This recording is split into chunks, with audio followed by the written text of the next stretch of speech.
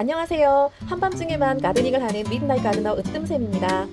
올해는 어쩐 일로 제가 분갈이를 좀 서둘러서 하게 되었어요. 분갈이를 하게 되면 우리 제라늄 가드너님들께서 필연적으로 이제 삽목을 하시게 돼요. 그러니까 왜냐면 수영 정리를 우리가 하게 되는데 여름 내 굉장히 키꼭다리로 이렇게 자라 있던 아이들을 이렇게 이제 잘라서 이렇게 잘라주시면 여기서 이제 격가지나 이파리들이 나와서 10월이나 11월쯤에 이제 풍성한 꽃을 우리가 볼 수가 있게 되는 거잖아요. 그래서 이제 이렇게 그 잘라낸 가지들이 생기면 우리는 또 자, 삽목을 이제 미친 듯이 하게 됩니다.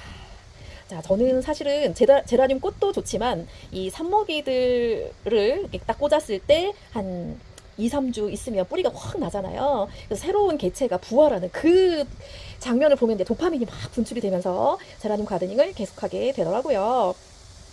저는 질석 삽목을 지금 하고 있는데 무비 상토를 쓸 때도 있고요.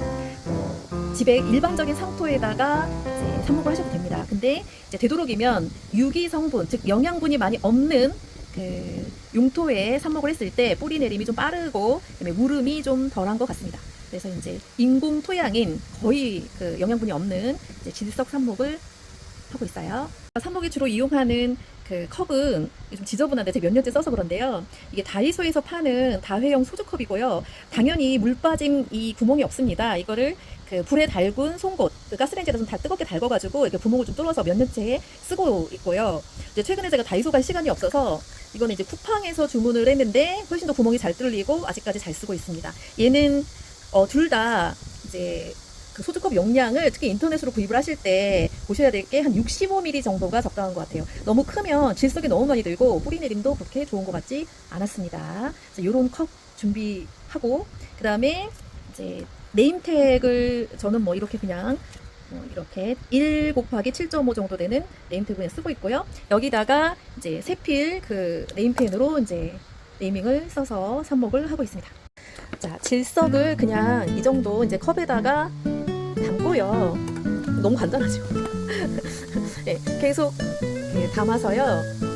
자, 이제 물을 부어줄 거예요. 질석은 아주 잘 흩어지는 그 뭉침이 전혀 없는 그 모래 같은 상황이거든요. 그래서 여기다가 삽수를 꽂으면 고정이 되지 않아요. 지지를 해줄 수가 없습니다. 근데 신기한 게 물을 이렇게 그 주면 지금 이렇게 되면 이게 그냥 모래처럼 흩어지잖아요. 근데 물을 머금게 되면 약간 불어나서 이렇게 좀 단단해져요. 그래서 이럴 때 이제 여기다가 이제 삽수를 꽂으면 지지를 해줄 수가 있어요. 이렇게 그리고 이제 네임택 꽂고 아까 자른 다이노스티라찌라는 제라늄에 삽수를 이렇게 꽂으면 이렇게 흔들리지 않습니다. 삽목의 가장 중요한 요소는 영양분이 아니고요. 물리적인 지지인 것 같아요. 얘가 흔들리지 않고 끊임없이 물을 흡수할 수 있게 그리고 적당한 온도와 습도를 유지해주는 상태에서 2주일 동안 케어를 해주는 것이 굉장히 중요합니다. 이 아이는 봄에 분양을 받은 물병자리별이라는 제라늄인데 아직 첫 꽃을 보지 못한 상태예요. 근데 금방 첫 꽃을 볼 수도 있지만 지금 너무 수영이 이제 댕강댕강하는 상황이라서 이거를 이제 수영 정리를 해서 격가지를 더 받은 풍성한 상태에서의 첫 꽃을 보고 싶다라는 그 식집사의 욕심으로 이제 그 가지를 잘라 보겠습니다. 자, 계절이 좋기 때문에 좀 적극적으로 이제 강전정을 좀 하는 상황이죠. 그래서 이렇게 이 정도로 이제 싹둑 너무 싹둑 자른 것 같은데 이 정도로 잘라서 이제 여기서 겹가지와 풍성한 이파리가 나오기를 저 이제 바라고요. 지금 물병자리별 같은 경우는 굉장히 삽수 상태가 좋은 상태이기 때문에 이런 친구들은 이제 이 정도로 길이를 잡아주시고 이렇게 밑에 있는 지저분한 아이들을 좀 따주시면 돼요. 아주 간단하죠. 자, 이렇게 이제 이런 깨끗한 상태로 만들어서 바로 이제 질석에다가 꽂아주시면 됩니다. 그 물병자리별 삽수를 꽂은 이 질석은 물을 머금고 있기 때문에 이렇게 단단하게 삽수를 지탱해주고 있잖아요. 근데 이게 물기가 마르면요, 당장 그 하루 만에 마르거든요. 그러면 이게 이렇게 쓰러지게 됩니다. 그래서 이제 저는 이제 바쁠 때는 저면 관수로 얘네들을 이 물을 마르지 않게 2주 정도 관리를 해주는 게 뿌리 내리는 유일한 방법입니다. 자, 삽수를 자를 때 저는 이렇게 무념무상이 되고 굉장히 힐링이 되는 것 같아요.